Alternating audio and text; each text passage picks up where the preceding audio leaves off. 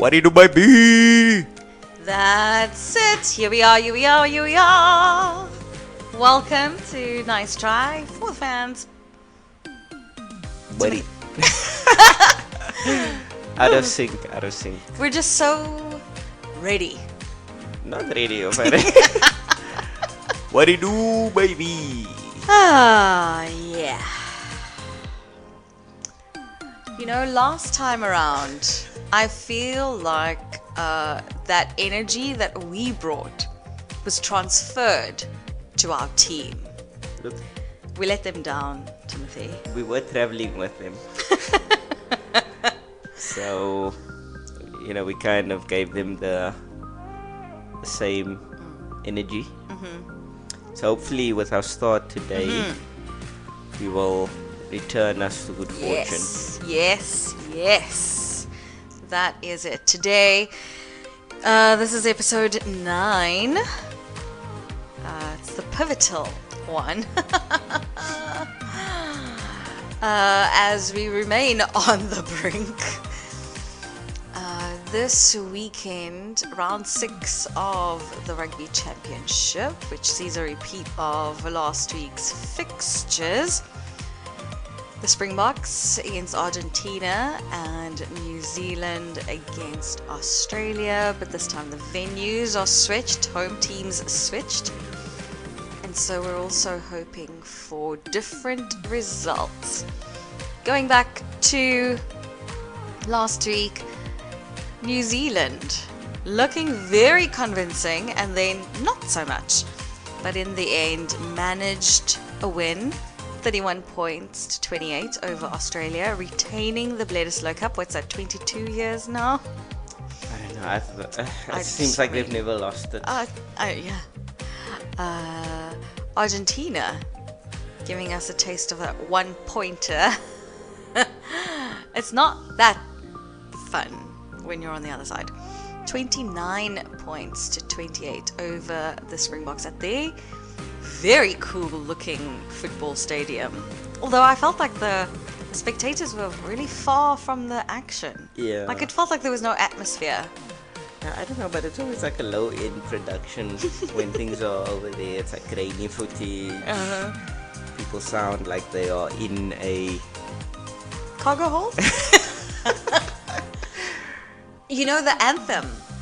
What was happening with the anthem? Yeah. We've had such great anthems, and I guess from then on we kind of knew this is going south.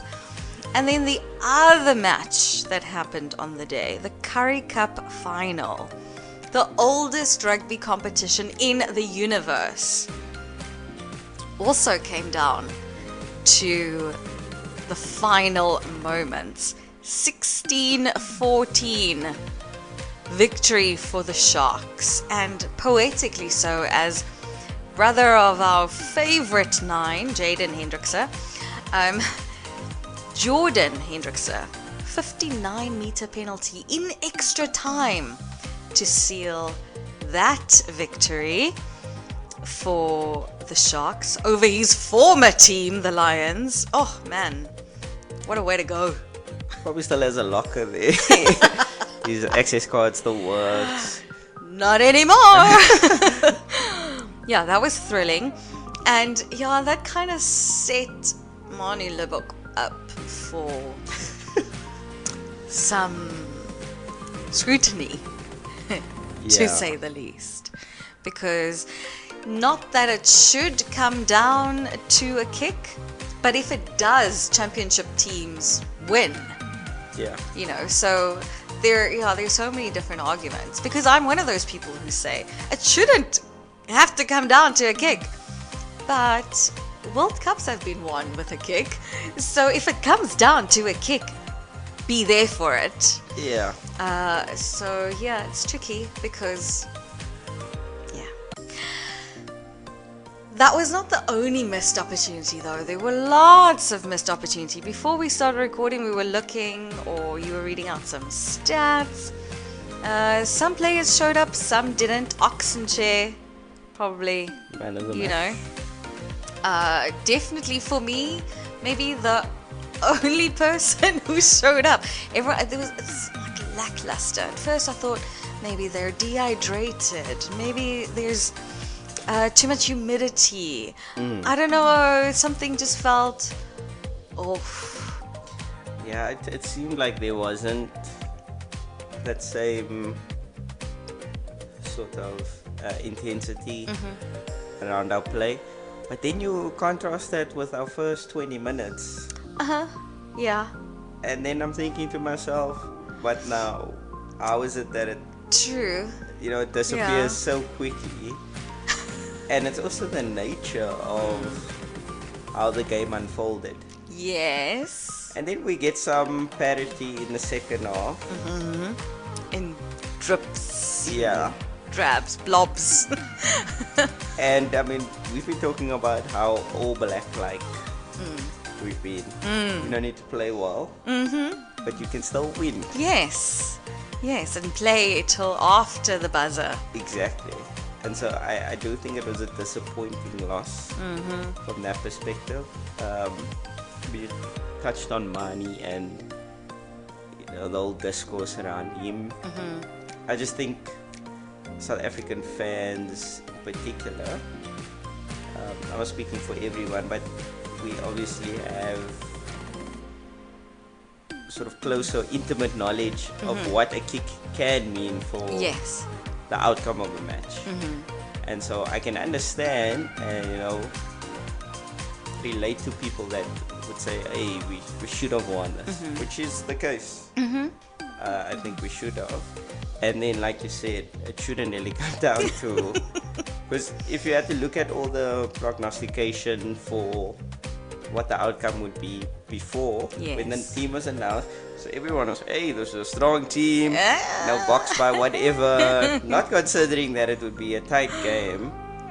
And so you just need to keep that same energy going throughout. And yet we know that the margins are so fine. And we would have, I guess, we now have this expectation that we're all going to close out these bad performances but good results sort of game. So I'm just upset because we missed our opportunity to continue the winning run, and especially when we had the possibility to continue it, because I mean inevitably these winning runs do end up on this knife edge, you know, a kick one way or the other can change the outcome of a match. But all in all, I think also people must be honest, we were all tired probably watching this match. And so I think if we won, we would probably be like, oh cool, we won. I don't think it would have been like a yay, you know. It just wasn't the right time for us. But is that a mental thing as well? Because there's, you know, there's always Nelspruit. The same kind of feeling we had when we lost to Ireland in the World Cup. Like, oh, we could still make it. Yeah. We could still win this whole thing. Is there that? Obviously, I think Rassi was playing with house money. So he obviously saw the opportunity to have an insurance policy. But to see, you know, put the new guys through the cauldron and see how, you know, who shows their true colors. And so I think it's invaluable from that. They always say you learn more from a loss than a win. But I think just going back to the point of what time it was on, people went to go sleep upset. And you know you don't sleep. You sleep well, so basically your whole week is thrown out. Oh yes, and it was Heritage Day. What heritage? Exactly. We have heritage of winning close games. Yeah, these bunch of liars. Yeah, so obviously Rassi had that in the back pocket, and you know, part of me would like to see how this unfolds if we do lose in Nelspruit. Don't. Just in terms of spectacle. Okay. I think it's supremely unlikely. And a look at Argentina's team as well. Yes, look at them. I mean, sort of trying a bomb squad. Yes. Yes, risky business. Exactly. But to what end? Because ours is a rotation, and we're able to send those players over there and rest the Heavenly Seven, because now they are rested and conditioned. They didn't have that travel, so they're raring to go on Saturday. But what's the point of these changes for Felipe Contepomi? What's the thinking there? I think that's sort of an insurance policy from Contepomi probably as well. In the sense that it's a tough match. It's a return trip. No time to acclimatize. You're going up to the low felt. It's going to be a very tough environment. Yeah. Probably like none of them have experienced. We've got a couple of new guys that I don't think have experienced that level of intensity. And then it's a final. So you kind of have the get out of jail card. You know, we tried something, it didn't work. Yeah. But at least, because I mean, they should realistically know that this will be a result for the ages. So they're focusing on Ireland. Must be. Because they've beaten New Zealand, they've beaten Australia, they've beaten the planet's top team. Now they look over to Ireland, who for a couple of seconds is at the top of the rankings. So instead of wasting what could already be, written in the stars, that's what that is. I feel like it's you trying to soften the blow. Okay. You handing them their medication, but putting it in yogurt or something, so it's easily sort of masked. Because I think the deck is stacked against them. Okay. And so you might use this as an opportunity to test other players as well. Because I think one of the players made their debut last week. Yes, off the bench. Off the bench, one of their forwards. I think he was a prop, a local lad. So, this will be an ideal opportunity. I think they're kicking themselves, knowing that if they had secured a victory against Australia, last week would have been the final. Oh yeah. And they would have different had story. Exactly. So I think they're doing a reverse Santiago against us, giving some inexperienced guys the opportunity, knowing that it's not a foregone conclusion, but it's highly unlikely. Okay. Well, the Springboks are definitely not pulling any punches or holding anything back.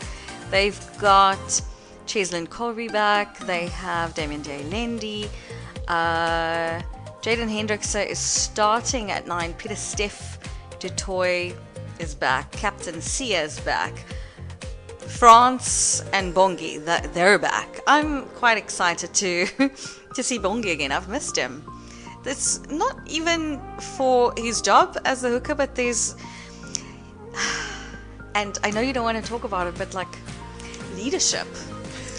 There was something lacking on the field. I mean, there was a lot of things lacking, but there was also, there were times where you'd look around and you don't know who's the captain because it could be anyone. It was the opposite of that for this match. Usually you look around and you go, is it Peter Steff? Is it Eben? Is it Bongi? Now this past weekend it was, wait, who's legit? Who is the captain? Yeah. So that's what I mean by I'm excited to see Bongi again, because I was missing those. I was missing presence. I was missing someone standing up. I was missing the fight. I was missing there was just an element of greatness. I actually maybe, and obviously hindsight is 2020, but I aside from his general play, I just question the one decision to go for 3 points, given that we were 40-0 up. had an opportunity to go for another maul or even another scrum. We camping in the half. I feel in that situation maybe we don't let our foot off the gas. Because that gave them time to regather themselves. Yes. Look, I think those first 20 minutes is some of the best we've played in general. Yeah. Throughout maybe this post-World Cup season. And I thought we should continue with this. Yeah. Like, we don't want to put this game in any sort of jeopardy. And to be honest, a 17-point lead, we've seen those evaporate. We went through a similar situation, and I just feel like we were a bit too conservative. Yes. From on that aspect. So it's obviously it's not a completely 100% if they did this. That would have happened for sure. Yeah, but I just think maybe some tactical understanding and just the way the game was going and the pressure that we were exerting. I think you'd want to capitalize on that. Yeah. So, I guess then that makes me think about the conditions and how everyone looked dehydrated and the humidity. So maybe they were trying to rest after that those intense passages of play where they fully exerted themselves and went into the red zone, converted, and then, okay guys, have a breather, let's kick. Yeah, but the thing is, it doesn't make sense with how our squad is constructed. We have a bomb squad. Yes. We can go take it all in. Okay. Give it away. It's not really. Yeah. We have this insurance to come on and finish the job. Yeah. And then we drip feed out bomb squad. And I'm thinking, okay, I just think we shouldn't be as conservative, because someone was talking about the balance of the bomb squad. The bomb squad is only effective if the starters wear them out so that their starters aren't fit or fresh enough to handle our bomb squad. Because we know our bomb squad's replacement versus replacement, we have the edge there. And you saw sort of an indication of the All Blacks trying to counter it by keeping their starters on for a continued period, because they knew. And so for me, our starters probably didn't do their job 100% effectively. So I just that was a small slight grievance that I had, but obviously nothing. It's just an opinion. It's nothing concrete. Yeah, it's not science. Maybe there is some science to back it up. Someone do it. Let's look at our win percentage. So those are the teams who will be in action this weekend. Lots of changes rung in for Argentina, but South Africa, their changes are bold. They're statement changes. Now, just to give you some numbers, because not everyone is 100% on what, the different scenarios, how this could play out. If South Africa wins or earns a bonus point, just a single bonus point, they take the title. If there's a draw, South Africa take the title. If Argentina wins with no bonus point and South Africa get a bonus point, South Africa takes the title. If Argentina wins with a bonus point and South Africa don't get a losing bonus point, then the teams are equal on competition points. And according to the tournament rules, if they're tied on competition points, which means they both won 4 matches, then Argentina will take the title because they beat South Africa. Yeah, okay, to it. Yes. So that's what could happen. One of those scenarios. So, to keep it simple, South Africa should win. South African teams to get involved in a highly convoluted mathematical if-then duck with Lewis. Yeah. No thanks. Heritage, eh? Hey. But that, So that is that. Now, talking about numbers, there are some stats doing the rounds showing that for being the team on top with most points, South Africa,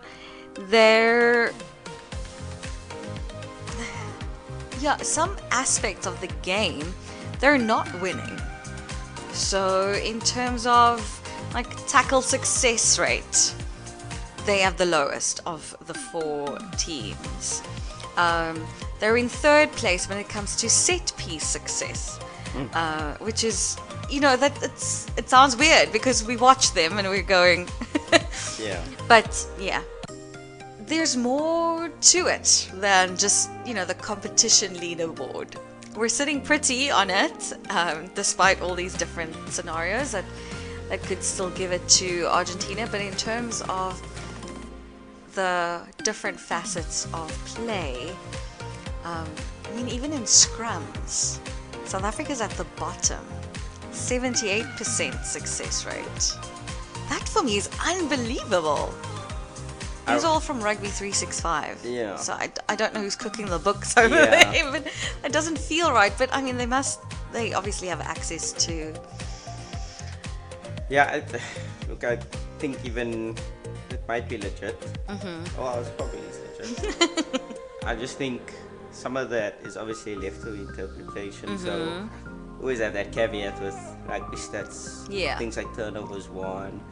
Because I mean, if I just remember correctly, this referee, we could have had a bit more penalties had we had a different ref, because the ref let things go. So I think Van Staden won a penalty, turned the ball. He didn't win a penalty, he just turned the ball over, and the ref never gave like advantage for holding on. He's like, oh, you got the ball. You got the ball, so you've got your reward. Exactly. Yeah. So it's gonna wash out. So I think that is definitely something that people have obviously been remarking about, especially our lineouts, so set pieces in general. I'm a bit surprised about the scrumming. I think that's more than the other stats like missed tackles and things like that. I think that one is probably way more prone to referee understanding. So take that with a pinch of salt, because I think if you watch most of our games, it doesn't look like that. we've had the best scrum. Yeah. And I think most people would agree that our scrum is also 6 deep in terms of our front row. So that's not much of a concern, but our lineouts definitely. I mean, just think of the game in Cape Town. Oi. Yeah, like we were camped in their half, taking lineouts instead of going for posts, and I think we had 3 turnovers, like back to back, which is sad. But that I think also speaks to our squad situation and our lack of depth there. Blooding in a completely, as per Rassi, 5th choice line-out option and line-out caller especially. So that's just, I guess, growing pains that we're going to have to deal with. And as much as we don't want to see it, this is new coaching setup, right? We have a new attack coach and a new defensive coach. And I was actually thinking about this, just how it's very interlinked, right? Because the way you attack, so Tony needs to speak with Jerry, because if Tony wants to do something that's going to put Jerry's plans out of sync, that's going to cause friction.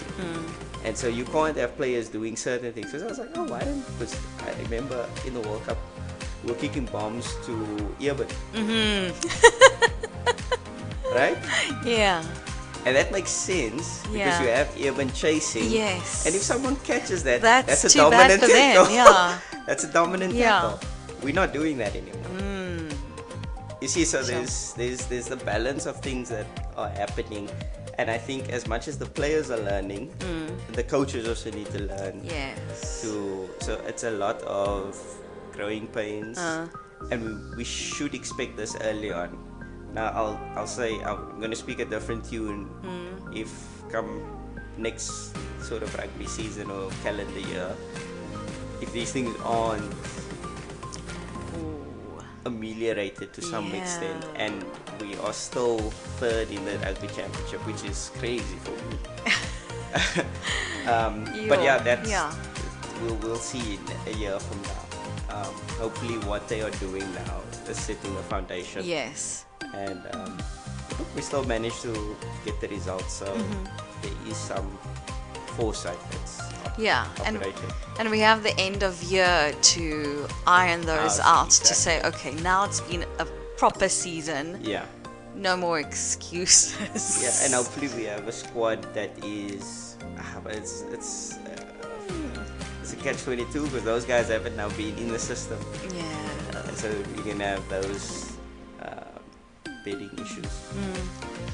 One of the stats that's also a little, I'll say disappointing, but we also know what happened here. So it's, is that South Africa has the most yellow cards in the whole tournament. 7 yellow cards.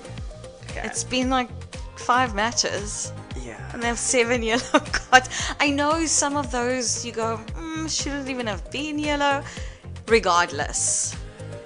It's, we know where we are, who we're playing, who the ref is, what they look for, and also interpretations of newer laws.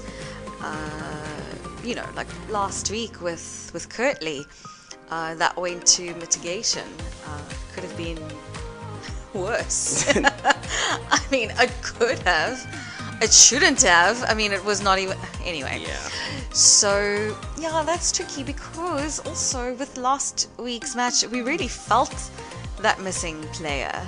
That's when Argentina got the ascendancy and, they woke up and did a little bit of what we did in the first 20. Yeah, I'm just trying to think of all the yellow cards that we had. Australia. Jesse yellow carded for faux intercept. Yep. Valia as well against the All Blacks. Yeah. Fussy for a. That wasn't. That was crazy. That was not. I still actually don't know. I still don't know what that was for. I'm trying to think of who else. Obviously now Kirtley. Yeah, I just don't. For me, it's situational things. And I do feel like we haven't had that rub of the green, because certain referees will take it as a penalizable play. Others will be like, oh, that's cynical, or you've had enough warnings. And then I'm thinking to myself, okay. When? But the only thing that I'm looking at is avoidable things, such as tackle height. Yeah. At least I think the first one maybe that we've been pinged for head collision. I might be wrong. I'm probably wrong on that. And even Kirtley's one wasn't egregious. No. And I think we spoke about the Boks being number 1 in their tackle height. Yes. So I think they are putting in things that are going to avoid that in general play. I think this is just like a bad sort of period where we're just unfortunate with situations, and for the most part I don't see them. Oh, Jasper's yellow. That was a cynical the day one. He came back, hey? Yeah. Oh. Okay. I forgot about that though. That was beastly. Okay, that was just fun. Yeah, but Jasper's was a cynical one on Rattenberg. Yeah, but that was the only one where we could say it was. No, but it was legit. Yeah, maybe. no, I wouldn't say that. I would just say for that one, it was more.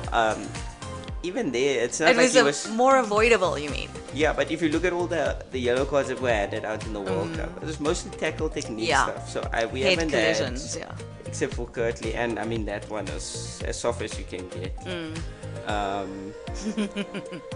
So I'm not too concerned about that. Okay.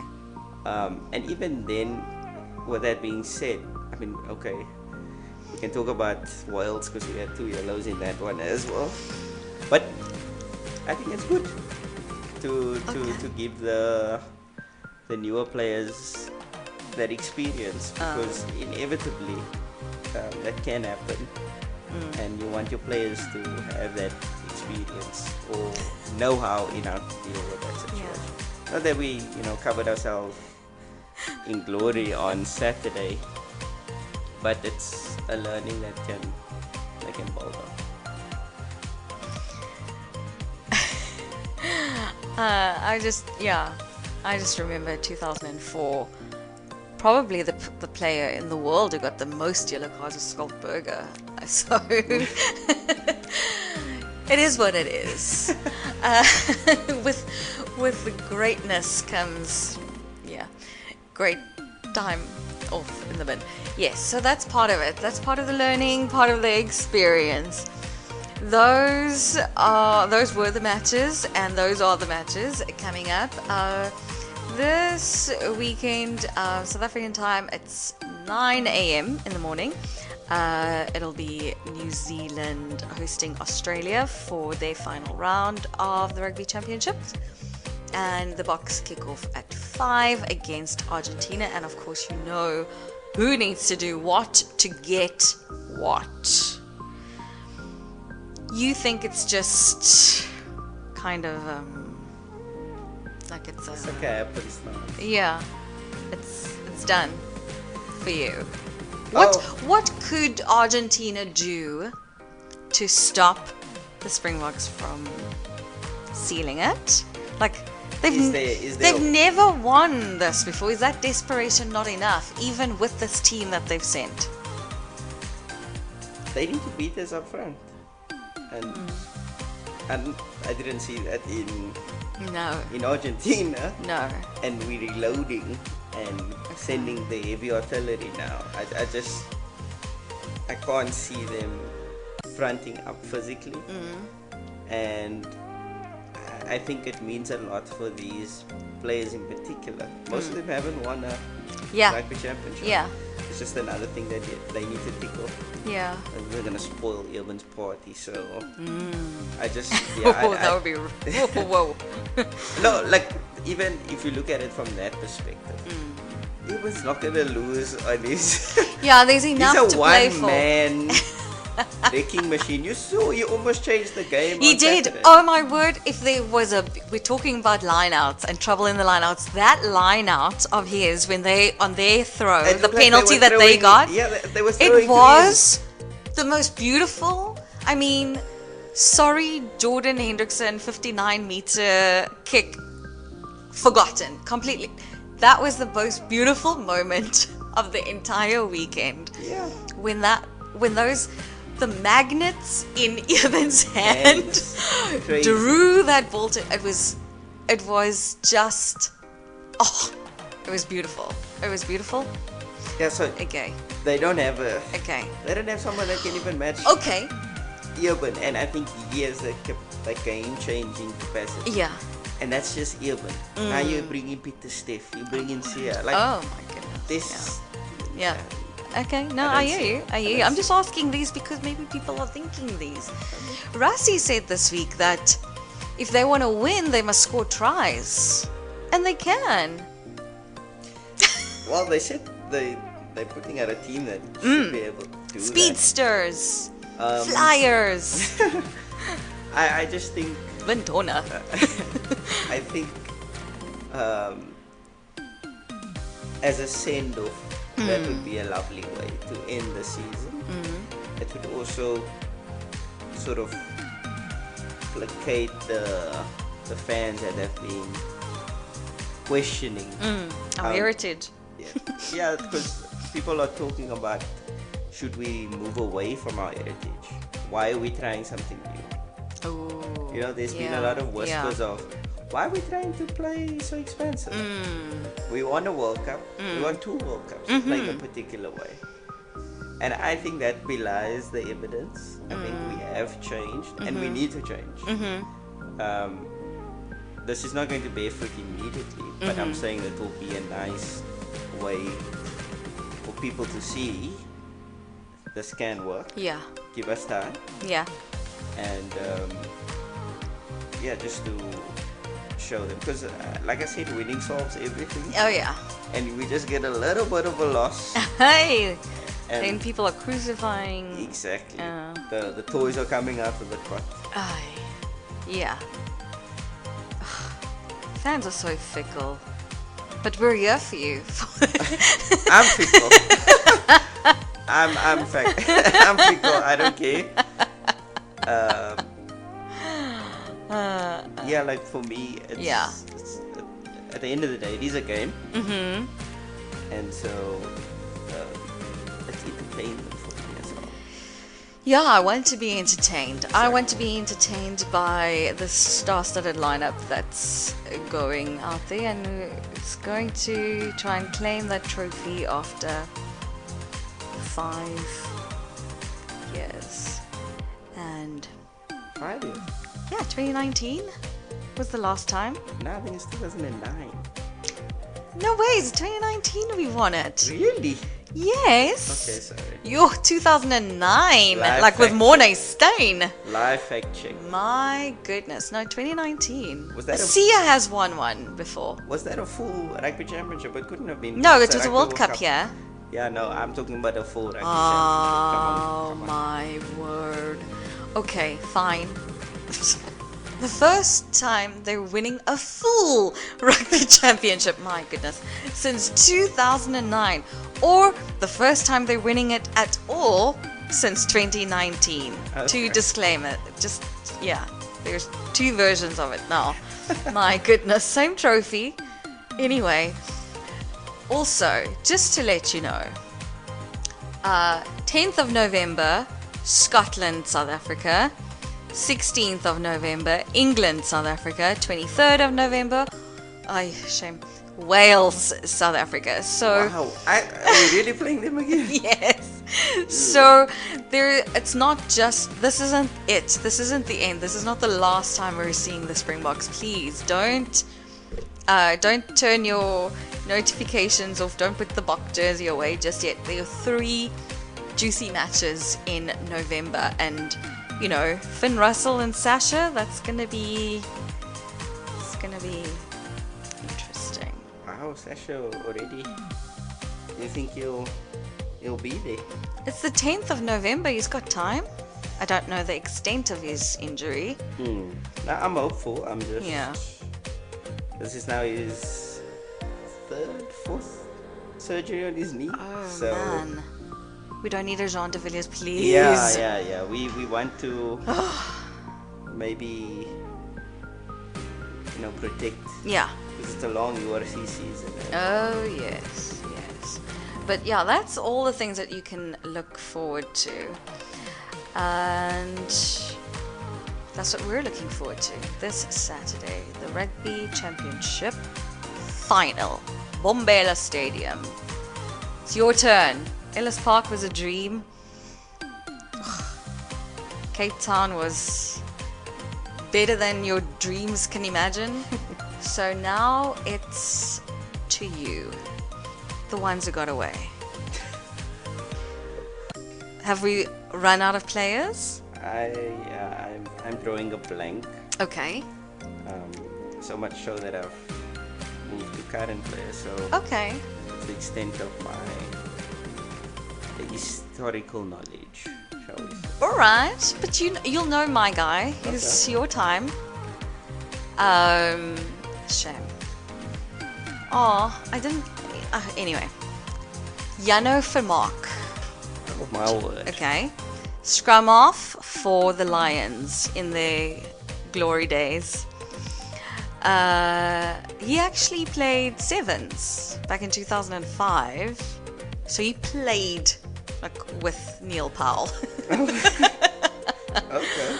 He played under 21s in 2006, and then where I saw him, well, the time when I was seeing him was 2007 to 2009.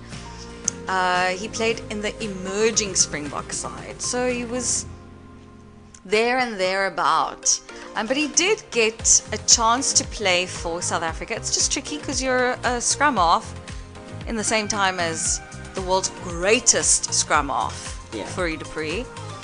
So he only made 3 appearances, and only one of those was starts. Obviously, that might have been like the in-between match we play, like the Portugal. Yeah. Not that Portugal's that now, but The World those 15. matches. Yes, those. And then in 2017, he played for the South Africa A team. That's usually when someone comes to visit and they do those midweek matches. Anyway, I just wanted to go back to, when we first started this feature, these are the kinds of players I had in mind. Yeah. That they were solid, and he was solid. He was nippy, and he was just like, he was cool, he was great. And I thought that he played really well. I saw him as a great provincial player, and he suited the Lions play so beautifully, and he did really well with them. And so I wanted to give him a mention because he didn't stand a chance, against even Ricky January. Yeah, I'm thinking. So it's just, I've got like a montage going in my head when I think of him. So he had that kind of Stuart Little looking. Wow. Because he had like this really white hair, and I imagine he had very white eyebrows as well. But he was really cheeky. He was. And lovely to watch, entertaining, and that's what it is. That's what you said. And it's a pity. I mean, I wouldn't mind giving him a run now.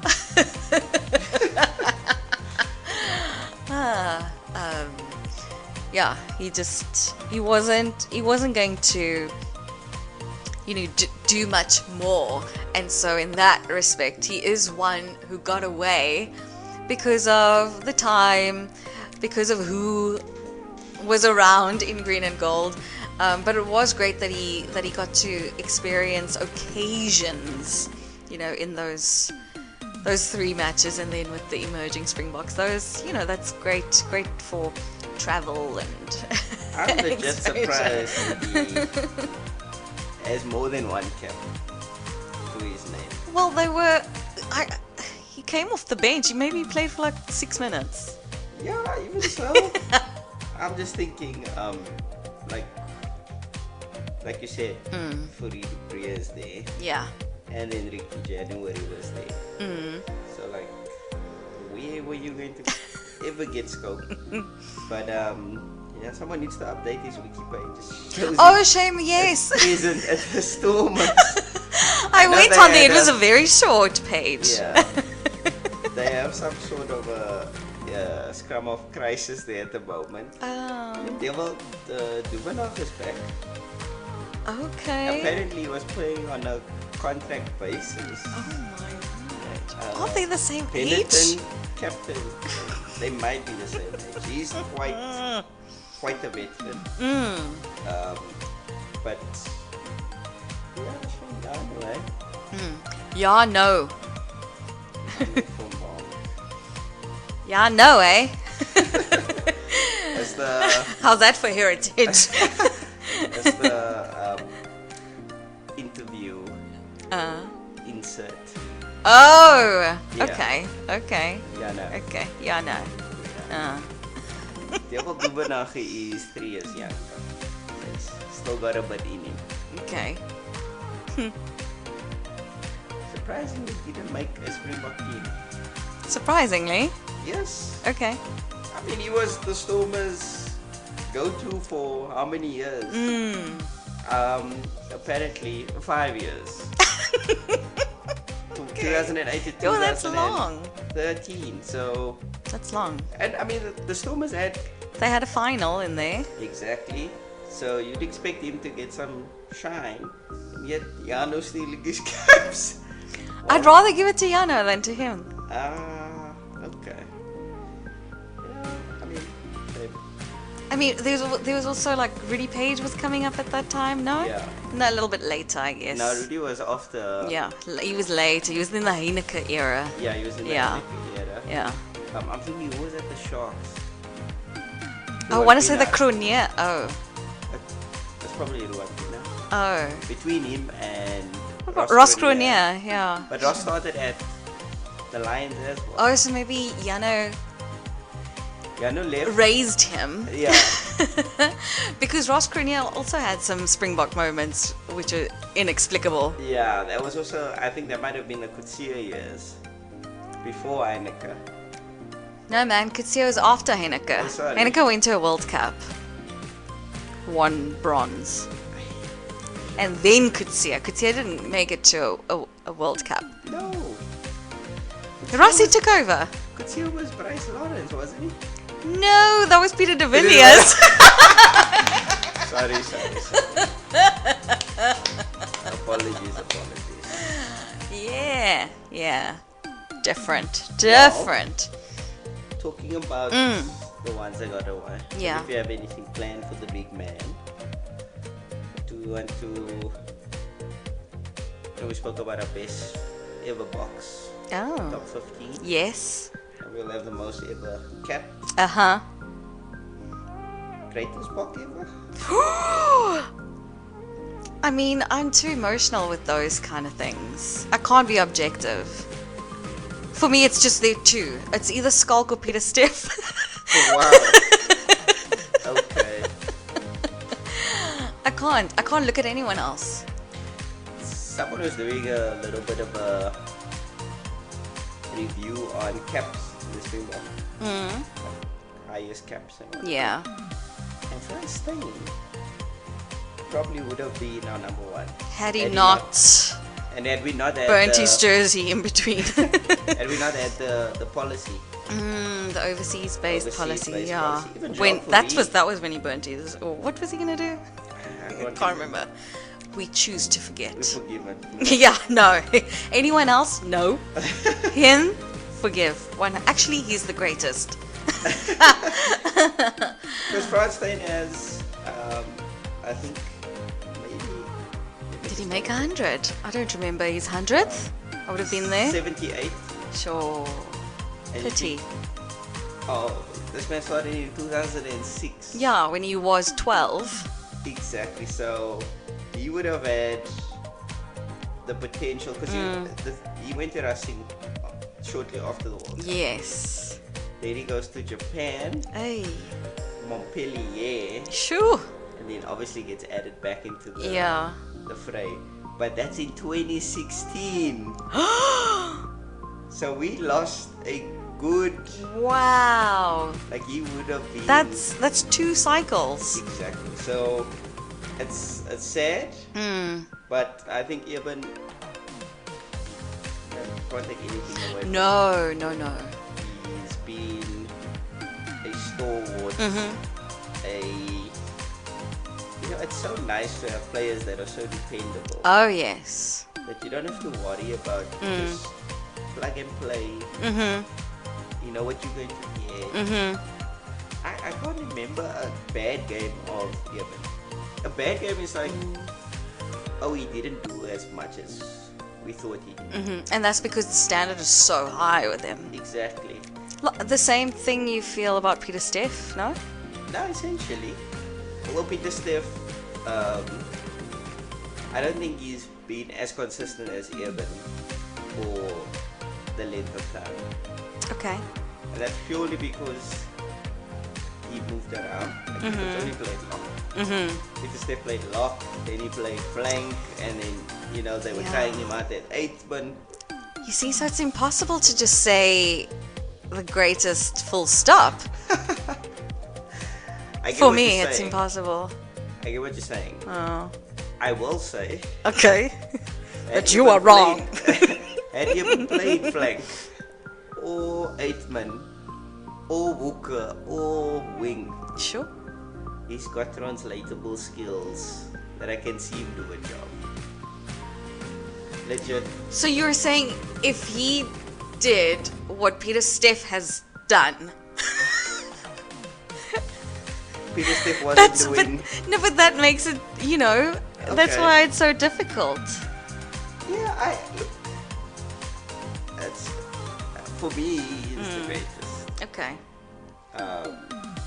I'm not going to say he's head and shoulders the greatest. That would be difficult, yeah. Yeah, because I think we have obviously different players also mean different things, and they bring certain things. Mm. Because I think you can say Ches is probably one of the greatest backs that we have. Yeah. But then you have someone like Corinne Capria. Oh you know? my goodness. So I think in total, longevity is something that you also have to. You have to credit to the player. Apparently, Eben's quite superstitious. Not superstitious. He's a very routine-driven person. So he, prepares for matches in the same way, and he does things in a very meticulous manner. Yeah. And that speaks to his. You can see it translating his performances. Yeah. Right? Man has never looked out of shape. Mm-hmm. Returns from injury, still looks like great. You sometimes you'll see certain players. You can see when France might have has off season. I'm not hating. I'm just saying. Mm-hmm. Yeah. Rugby is this man's life. Yeah. And you can see it. And for what he's done for the country, I was looking at that France intercept. Making the rounds again. Yeah, because that was how we won the world. Well, between that and the charge down. Right? Eben's there in those big moments, never shied away. British and Irish Lions tours as well. And I'm just looking back at that France game. Got the yellow card. Came back. And he's like... And he gave back the 10 minutes. It's like, I'm going to carry 5 people over this try line. You know what I mean? So, yeah, I'm happy to see him get this milestone. Hopefully, I think he can probably push 150. Yeah, he should. Those 3 matches, that's done. And then next year, wait, I can't do maths, but yeah, it's 10, you can do it. Year. You can do it. And I mean, he's starting to produce now for the Sharks as well. They got the Champions Cup. Yeah. Would love to see him get a European Champions Cup. Oh. Then we're talking GOAT. Exactly. Then I just want to shut that discourse down. The guy in America now. He's going to, conquering the world and such. If you actually watch Louis Elizabeth in the NFL. Oh. Oh no. We looked after 20 minutes. No, don't ruin this. We're paying homage to the great. We don't need to bring in anyone else here now. He looked ruin. He looked like a scrub. Oh. So I think he should just come back home. Shame, man. And do what? I don't know, but he'll look like he's amongst his peers, at least on a rugby field, because he looked like a fish out of water. But anyway, no, this is not about him. Yes, Eben, thank you for your service. Yeah, thank you for your service. Hopefully we cap it off with a lovely 50-point win. Now that's what I'd like to see. Look, yeah. 127. Yes. I don't feel anything. Oh my word. No, what I'm saying is people were like, oh, that's not entertaining.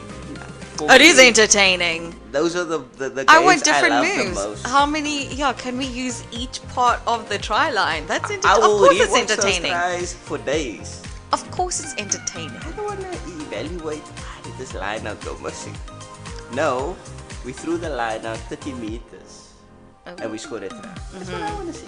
You know what I mean? So get him the, what is he, 128 points? Now that's a bit out there. But let's try. Let's try. Try and give it. Thank you. If we can't, if you fall short a little bit, that's okay. That's fine. But try and what show you're trying. Romania? 88. Guys. It's just 40 more. Come on. Tony There's ball. not enough time. That's where I want to see it.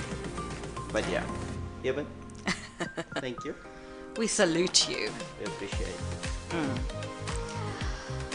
Please send your comments and maybe share your favorite Eben moments. Maybe it was when he, the famous eye-popping little fight where the handbags came out. Who was that against? Wales? England? Australia. Australia. It was Australia, yes. And that's after they hit my pimpy. Yes. I think he was defending his brother. Corabetti was the center. Or was it was probably a prop. Turaneri. Was it not Kipu? it was someone who deserved what they got. Share your favorite Eben moments. I know there's plenty. I'm with. No. I'm no longer. I would have been with you with the France try where he just like dragged the entire French team to the line with him. Yeah. But after last week's line out, I mean, I can't actually describe it again because words fail. It was just, I know, it didn't even. Yes, it did mean something because had that gone where it should have, who knows? Yeah. It would have been more than 1 point. But that's my favorite moment. Timothy's shared his. We'd love to hear yours as we celebrate Eben Elizabedi. If you guys wanna top tier entertainment. Okay. It's the look that he gives. Yeah. You know? That's nice. Sure. You know where to find the matches. No curry cup to distract you. So 5 o'clock, but URC. Oh no, we don't need all this now. We need to focus. Okay, yeah, there's URC. Check your TV guide. 9 o'clock, New Zealand, Australia. And then 5 o'clock, it's Eben Etzebeth's 128th match in green and gold. Let's make it a great one. Timothy! They want to be completely useless. Okay. The Lions are playing Ulster on Saturday at 5-1. Okay. Bulls are hosting Edinburgh Oh. at 3 o'clock. Shout out. I want to see my boy Cameron Andercombe. That's tight. That is my agenda for the year. Yeah. He needs to get capped. He must go to Wales. No. End of year. He needs to get capped in Wales because he is a possibility of being capped by Wales. He's got Welsh ancestry. Exactly. Oh no, I take that back. Yeah, so it would just to stamp it and We don't need another CJ Thunder, please. Thank you. So they are in action, and then the Sharks are going to Connacht. Oh. Quite Yeah? good in the first round, so that might be a tough. That's so close after their shame. Yeah, and Okay. they're setting pretty much the Curry Cup team, so there's no Springboks in that squad. Go Andre so, Esterhazen. Yeah, hopefully my boy Ethan Hooker. shout out. Hey. Hopefully Yeah. he gets a Good shout. job. Good job to him in the final. And then Stormers host Ospreys at the same time, so 25-9 South African time. Stormers, 25-9. yeah. It's like it's Ew. European time, I know, They're but playing that's Ospreys, so that's in night Wales. time. Look, In Cape Town, in the night. Willemse is playing, Aye. so Okay. your boy will Okay, be it's a tuning night in. out. It's a night out. Actually, let's go. You will be tuning in for that. Let's just go. To see Let's go. what the Let's go. prospect Let's is go. doing. Let's go. But yeah, it's gonna be good to see him back in action. Oh yes. Some live on You the fly missed him. research here. Okay. Because I think there were talks about him starting at fly-off, which throws a spanner Okay. in the works. No, but that's perfect then because you said. I don't know what No, you said. no. Mane because fullback. Mani's fullback, and you said he must play centre. I was gonna say, you said that he must play centre. Oh, so then Sash is still gonna be centre. No, I think Willemse is probably just getting some play there. Okay. But I see him as potentially a long-term 12. Okay. But yeah, Thomas said that he might fly off because they don't have anyone else. Mm-hmm. They've got Yuri Mattia there, who's not the most experienced, and Damian again we knew a game from flying. Oh yeah. So makes sense. Warwick is there as well. So hopefully, his recovery goes well. And we can see this man in the green and gold once again. Oh We've yeah. missed him, Oh so, yeah. I'm excited to see how they go this first round. One more shout out. Okay. There's a very interesting issue. Oh. Issue is an online publication platform where you can Oh yeah. put your PDFs and whatnot. So if you guys want to see a really nice rundown, this is done by the URC media team, Oh nice. and they cover everything from defense tries against from the previous URC. Oh, nice. Very, very nice. And they've got the South African look at teams that. as well. So That's you guys beautiful. yeah, and it's like very in depth. Nice layout. Oh, love the colors. Listen. Pastels. Come on. Okay. Oh, it's in the colors of the team. Oh, that's cute. Very nice. Very nice. Look at the Stormers. Nice colors. Well done. For those that are only listening, everyone. Yeah, they give like things like scrum percentage, scrum stats, and lineouts wins. And there's red and blue on the borders. Yeah, and then there's like there's like a little lightning strike. Oh, cute. Yeah, but That's very nice. Those very are the nice. stats. But And- then, if they get that, are they gonna stop listening? Because And then they've they got a just get the nice stats impact themselves. player analysis. Oh. Just gonna turn the Quaha. phone over. Oh, come Oh. on, who's there? Okay. The boy Sasha, obviously. And Marnie at the bottom. Don't mislead us. Player records. Oh, Inform. ayo. But look at those lines. Perfect. Sure. Okay. You're not going to go to the Bulls page.